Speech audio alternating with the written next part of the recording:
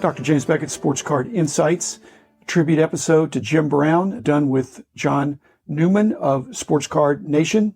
I hope you'll enjoy our discussion of the greatness of Jim Brown from both of our perspectives. Thanks sponsors, Topps, Panini, Upper Deck, Heritage Auctions, Hugs and Scott Auctions, Mike Stadium Sports Cards, Burbank Sports Cards, ComC.com, and Beckett Media, Beckett Grading, Beckett Authentication. So here it is. This past week, we lost a legendary athlete, Jim Brown, running back, Cleveland Browns Hall of Famer. I'm in Syracuse, and here he's revered even more than on a national level, which he is. Syracuse, he got his start. In 2002, Sporting News said he was the greatest football player of all time. When that conversation comes up, Dr. Jim, about greatest athletes, where it's any sport, he's got to be in that conversation with Jim Thorpe, Bo Jackson. I played 4 sports at Syracuse: football, basketball, track. And some will tell you football wasn't his best sport. No, lacrosse was his number one sport, but it didn't pay.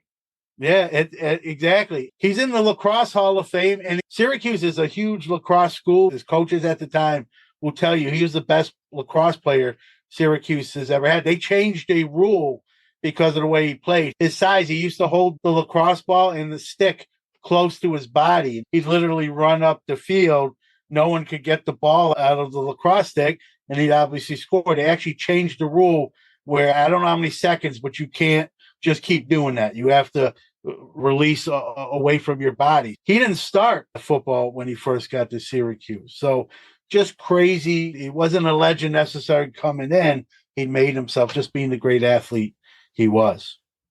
Do you think his all-around greatness in all the sports, but especially football as a running back, does he get the measure that he deserves in his card prices? Because he doesn't have that many cards from his career. He played 9 years. He was a Pro Bowler every year. He was a first-team All-Pro 8 of the 9 years, 3-time MVP, won the MVP and the Rookie of the Year in his first year, obviously.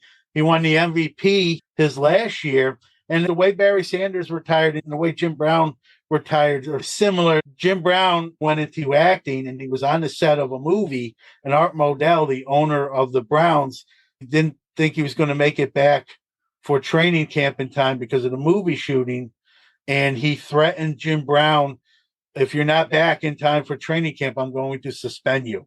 Here you have your face of the franchise, and you're telling this guy that. And Jim Brown said, you know what? I retire. We didn't appreciate Art Modell's approach to that, and he retired. In his last year, he had 1,500 yards rushing, 17 touchdowns, won the MVP, had just won the NFL championship. It wasn't called the Super Bowl, but the NFL championship the year before in 1964. And he just went full-time into movies and social justice stuff that he was big into, and very important figure there. So he's just so multi-layered. And like Barry, that would come years later, retired literally at the top of his game when he had more years left in him. He had a short career, but not really so much injuries. Could have played for maybe 3, 4, 5 more years at a higher level. I think a lot of his cards after his rookie year, everyone wants that 58 tops. I think they should probably be more valued than they probably are. Did you see the movie One Night in Miami? The movie a few years ago. And yeah, it was about Cassius Clay and Jimmy Brown and 4 different black guys at the time that had this meeting before the Clay Liston fight in Miami. But he didn't get any bump from that. The 30 for 30 series, if Michael Jordan gets a movie, then people chase Michael Jordan cards. But I didn't see much bump there. I think there'll be some bump with the reflection of how great he was now that he's passed away. At 87, he quit when he was on top, absolutely. But it's hard to imagine him playing 3 more years and not having some drop off. I think he had great pride in his ability. Here's my controversial question for you. Sure. Man, he's a proud black man. Would you say he's a black mensch? That is a hot seat question. I can say yes. Listen, allegedly there was 5 incidents that were reported where he struck a woman. He wasn't convicted of any of them. He was convicted on a vandalism charge when he smashed someone he was with's window on her car. If there was a Hall of Nice, we probably wouldn't get into that. It's like what we would say with Ty Cobb in baseball, right? Maybe not the greatest person in the world, But you can't argue with on the field stuff. So on the field, he's a mensch, but he also did a lot of great things off the field with social justice. He started an anti-gang organization for the violence in Southern California. So does that cancel some of the indiscretion? No. My point is, I think he's a black mensch. The black people would consider him an amazing guy. Most of the sports writers are white, and the situation he was in, I have a fair number of black friends, perhaps you do too, and it's a completely different experience, even when you're a great athlete, and especially back in the 50s. And so I don't know the environment he was in, but I can see a lot of good that he did, but I could also see that he probably got some level of abuse and disrespect. Oh, no doubt. He had a falling out with the university because not only was he getting it at away games from the opposing home stadium crowd, there was stuff going on campus, and he didn't feel Syracuse really did enough in-house stuff to curtail. So for a while, he did not come back, but he met with some officials, and they buried the hatchet, and he started coming to football games and events at Syracuse. So there was some love lost there between him and the university. And he did take a lot of abuse, a lot of racism he encountered, not only from opposing teams, but even on campus from in-house stuff too. This is 10 years after Jackie Robinson. Football had already been integrated. It wasn't full integration in the culture. And so here is this guy that all of a sudden is the best, hands down, running back to that point, and maybe ever. Now we see running backs, they get what they can. If the sideline's nearby, they'll scoot out of bounds and live for the next play. That wasn't Jim Brown's motif. He was a guy that would, even for another yard or two, would lower his shoulder and then try to inflict some pain, to the point coaches were like, Jim, stop doing what you got. It was a nice run. Take what you got, get out of bounds, save the wear and tear on yourself. But the coaches had a hard time. Yeah, but you've done coaching. Yep. Wouldn't you really appreciate if your players were all going that extra? You're not, unless they're using their body in some way. But I mean, he was a tough guy, and most football players know it's better to hit than be hit. I think the coaches appreciate it, but I also think they rather have Jim Brown in the game for the long haul rather than the second guy in the depth chart. So they were trying to preserve their best guy. And probably if I was coaching him, on one, I admire how he was. And on the other hand, I'm like, hey, I need you the whole game. Can get out of bounds. I know you don't like to do it. Blame me. But John, get out of bounds. How many times did he not show up for the game, or was he injured? He really had a really good track record. He did, which again is attests to the greatness of him. But when you're a coach, it only takes one play, one hit that can. The other thing is, and again, I know the comparison to Barry Sanders, but Barry Sanders was always at risk for a knee injury because of the different angles that he was coming at. Jim Brown was coming at you pretty straight ahead. He was hitting people head on. Barry Sanders was in all kinds of awkward situations, completely different running style, but also went out on top. Yeah. But if he'd have played a few more years, he'd be limping. Yeah, I'm sure it wasn't just the Modell exchange that was why he retired. I'm sure that was the culmination. Maybe some of that was on his mind. He was already starting to do movies. Even in the Hollywood realm, he was the first African-American interracial scene in movie history with Raquel Welch, 1969, The 100 Rifles. So even on the big screen, he was setting records, if you want to call, or doing stuff for the first time. Sports Card Insights. The conventional wisdom now is that you got to buy quarterbacks. And maybe then sprinkle a little bit on the wide receivers, but running backs are a bad bet. But if you go back to 58 to 65 or so, the guy is Jim Brown. Or Johnny Unitas is great too, and he's up there. Bart Starr a little behind, Horning a little behind that. But of the guys that played in that period, Jim Brown is the main guy. And then you go to the late 60s, and it's Gale Sayers after that. Number one guy. And it's a running back. And these were running backs that both played less than 10 years.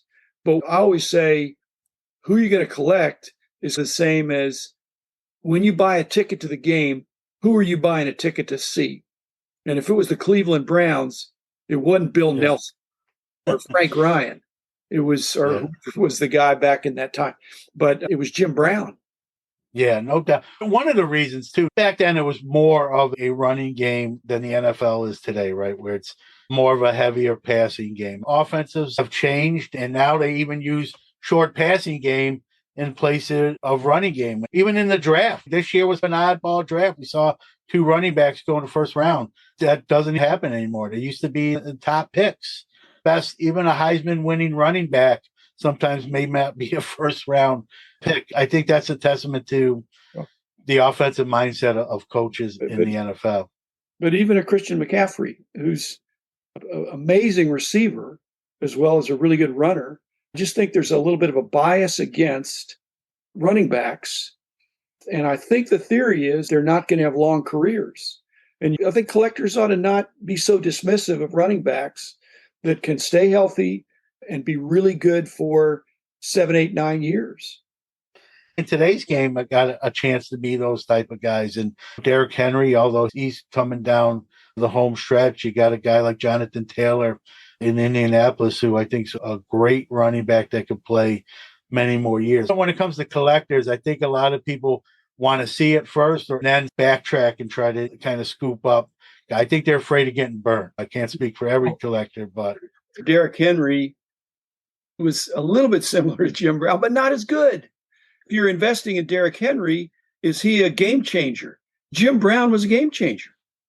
Yeah, no doubt. I'm sure when defensive coordinators had their meetings all week, it was to stop Jim Brown. That was really the focal point of their game plan on the defensive side of things. There's still guys like that, but not in the same sense as Jim Brown was. I don't think they shut him down. They didn't. I'm saying they tried. That was the I'm saying they tried, but Derrick Henry occasionally they can stack the line and shut him down. But Jim Brown, I just think he was good for 100 yards every game, I think. Yeah, I think his average per carry was like 5.2 or 5.7 yards. You hand it off twice to him, you got a first down, move the chains, and just matriculate up the field, as Hank Stram would say. And yeah, he was the meal ticket for not only the Browns, I think the NFL. 3 MVPs, a championship, rookie of the year. You couldn't stop him. He didn't really have bad games. He didn't miss much time, and it was a bruising back. He wasn't going to really outrun you, but he'd run through you. Someone asked me, who's today would you compare to Jim Brown? And we talked about him, and he's not Jim Brown, but probably Derrick Henry's style is the closest today's player to what Jim Brown was in the 50s and 60s. You probably did playground sports like I did. He's the first guy picked on the playground, and he can play whatever position he wants to play. He was in Long Island in high school. He was the all-time average scoring record until another Hall of Famer came along afterwards. Carl Yastrzemski broke Jim Brown's basketball average per game scoring record. So for many years, Jim Brown was the average points per game leader in Long Island high school history, and then Carl Yastrzemski took that title away. People probably didn't realize he served in the military reserve, so he served this country. The conventional wisdom is when somebody dies, their card prices go up for a little while, and then they come down. Yeah. I think this could be an exception because when Jim Brown goes under the microscope, now that he's passed away, I think people will be amazed. If they look at the clips, they look at the stats, and convert it to modern-day metrics, this guy was like a Babe Ruth, head and shoulders above his peers. And so I don't know that it's going to bump up and then drop back down. It could bump up and stay up because this guy was the real deal. So that's my final sports card insight. People just think this is just the way it is. The guy dies, the cards go up, and then 2 weeks later it goes down. I'm not so sure that's going to be the case here. This guy's a genuine hero, especially to black men. He was a complicated guy. I'm not denying that. But I've never been black. And I've never been an all-pro, all-world running back either. The challenges of that are amazing. I agree. I think there's going to be obviously a bump because of his passing. And I do agree that bump is going to be a permanent one. And I think it should be. There's probably not going to be another Jim Brown ever again.